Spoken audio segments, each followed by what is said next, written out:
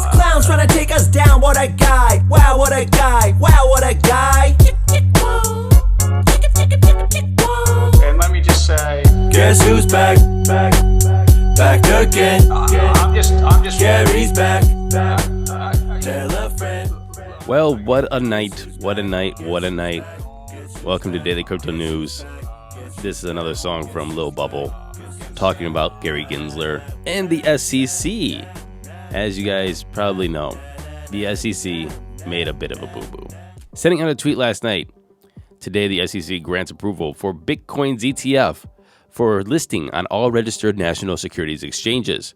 The approved Bitcoin ETF will be subject to ongoing surveillance and compliance measures to ensure continued investor protection. A minute later, the SEC tweeted the SEC X account was compromised and the unauthorized post was posted. The SEC has not approved the listing and trading of spot Bitcoin exchange-traded products.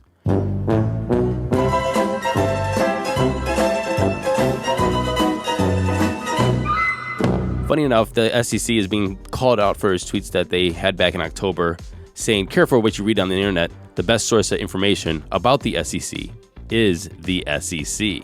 And so there was three things that went through my head when these series of tweets went out. The first one was my conspiracy theory, tinfoil hat theory, was that these are being orchestrated. So Gary has some reasons to not approve a Bitcoin ETF. And I'm talking about the Matrix port release, this release, to show the volatility in the market and how the Bitcoin market and the ETF could be manipulated and compromised.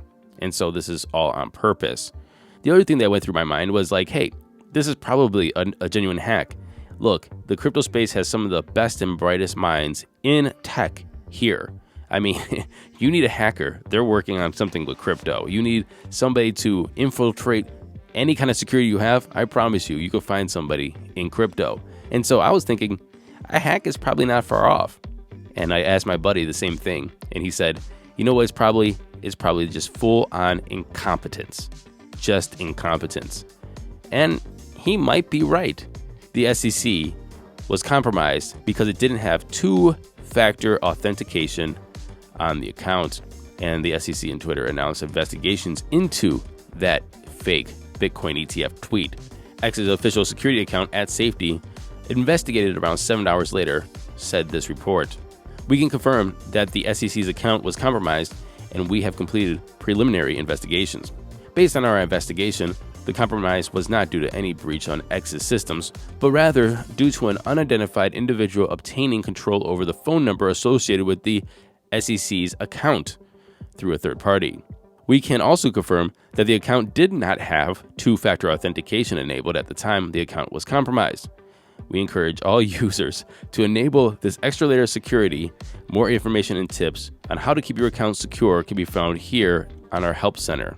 It's insane, and obviously the top criticism is, how are you protecting investors if you can't even protect your Twitter account?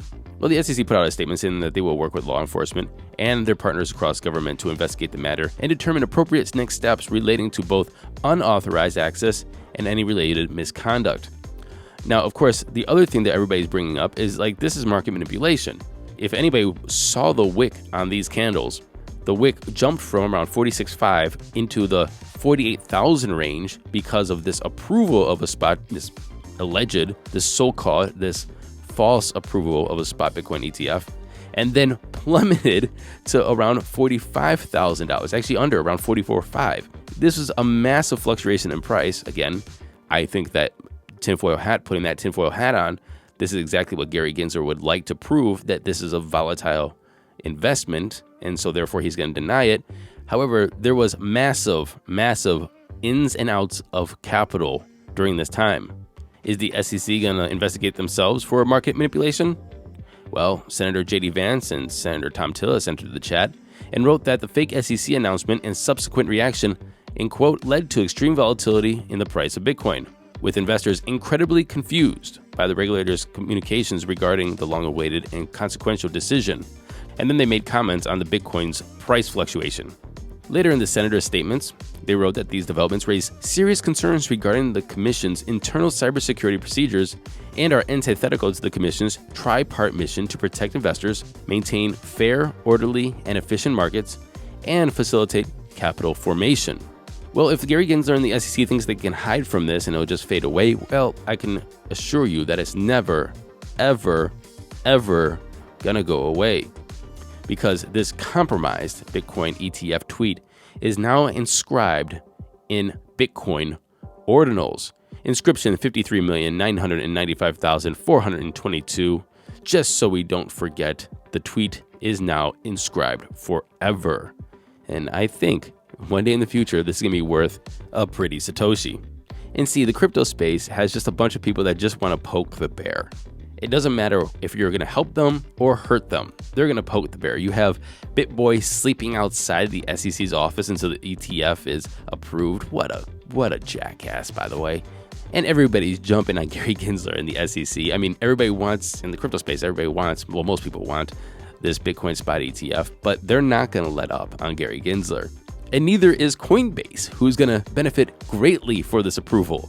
This honey badger don't care, because Coinbase reached out to the SEC and said this: serious offer. As a crypto exchange, we've had lots of experience with security protocols around social media. And as a veteran and patriot, I would love to help my country, said Coinbase. If you'd like any suggestions on security, feel free to reach out. I mean, salt in the wound. Salt in the wound does not even compare to that statement from Coinbase. Well, people are still really bullish that this spot Bitcoin ETF will be approved today. It might be approved while I'm doing this since I'm not even paying attention right now, but these financial companies are racing for the lowest fees so they can secure the most inflows of capital as possible. For example, ARK 21 shares reduced their fees by 4 basis points to 0.21%. I mean, previously it was 0.25%. Apparently, they think that 4 basis points is going to make a huge difference. And the firm is going to waive fees entirely for the first 6 months or $1 billion of assets, whatever comes first. Bitwise remains the lowest. They lowered their fees from 0.24% to 0.2%.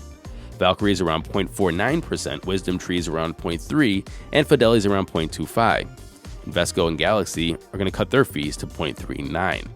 This is going to be a wild week. If we get trading opened tomorrow on ETFs, we are going to have a wild Q1. Let's see what those prices look like. Here comes the money. Here we go. Money talk. And the time is 11:06 a.m. Eastern Standard Time. Fear of greed is at 72. We're greedy. And people are waiting. People are waiting to hit that buy button because we have no clue what's going to happen. It's either a buy button or a sell button. And that's why Bitcoin has not recovered from yesterday's drop. It's sitting at $45,265, down around 3.4% in 24. Ethereum's at $2,438, up 8% in 24. I can't explain that. Somebody let me know. Matt at dailycryptonews.net. Tether's number 3. Binance is at $294, down 2.2%. And Solana is at $94.41, down 5.5%. If we get an ETF, that's a big buy button right there too. So the Solana, it might just go sideways or even go down a little bit initially. But then I think after the money starts to slow down into Bitcoin, Solana will pump like crazy. Not financial advice, just me throwing things out there. Running off the top 10, we have XRP, USDC, Cardano, Avalanche, and Doge. The total market cap is at $1.7 trillion, down 0.3%. A Bitcoin dominance of 52.3 and an ETH dominance of 17.3. And that was our show today. And by tomorrow, we will have some news, and I'll come on this afternoon. And once we figure out what's happening, just to give a quick report. So I'll see you later today. And until then, happy hodling and be careful, everyone.